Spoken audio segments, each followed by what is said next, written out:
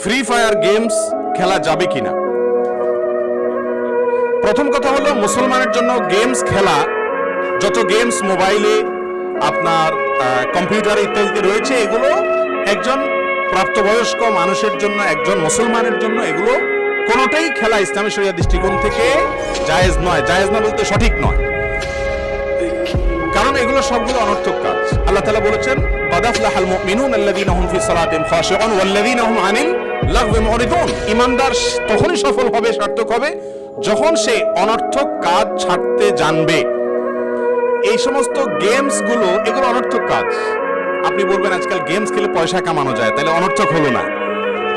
এটা হয়তো অনেকে বলবেন, কারণ এই ফ্রি ফায়ার বা পাবজি গেমসে পয়সা কামানো যায়, তাই না? আছে না? এগুলো তো পয়সা উপার্জন করা যায়, তাহলে আর অনর্থক থাকলো না। তো এক্ষেত্রেও ইসলামী শরিয়া আপনাকে হালাল উপার্জনের যে নীতিমালা দিয়েছে, এই গেমস ইত্যাদি খেলে উপার্জন করা সে নীতিমালার মধ্যে, হালাল নীতিমালার আওতায় পড়ে না, যার কারণে এটা জায়েজ নেই।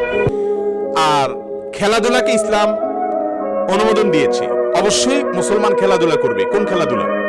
যেই খেলাধুলা তার শরীরে স্ফূর্তি আনবে, শরীরকে সতেজ করবে, শরীরকে হালকা করবে, রিফ্রেশমেন্ট হবে, সেই খেলাধুলা আপনি করবেন। শারীরিক কসরত হয় এরকম যে কোনো খেলাধুলা মানুষের শরীরের মধ্যে স্ফূর্তি আনে। পক্ষান্তরে এই লুডু বলেন, ক্যারাম বলেন, তাস বলেন, অথবা অনলাইনে যে সমস্ত গেমসগুলো পাওয়া যায়, এগুলো যদি খেলে মানুষ, তাহলে শরীরের মধ্যে স্থূলতা তৈরি হয়। ঠিক না ভাই? ঠিক। আরো মানুষের মনটা ভার হয়ে যায়। আমরাও তো ছোটবেলায় লুডু টুডু খেলছি। আপনি বলবেন যে জানছেন কিভাবে? টুকটাক তো খেলছি, এমন তো না, না খেলছি এমন না, তো খেলছি। তো লুডু খেলার পরে বা জাতীয় গেমস টেমস এগুলো খেলার পরে দেখবেন ব্রেনটা আরো ভার হয়ে যাচ্ছে। রিফ্রেশমেন্ট তো দূরের কথা, পেরেশানি লাগে, হতাশা লাগে। কিন্তু আপনি একটু ফুটবল খেলে আসেন, একটু আপনি ক্রিকেট খেলে আসেন, একটু দৌড়াদৌড়ি করে আসেন, দেখবেন যে শরীরটা পাতলা হয়ে গেছে, তাই না?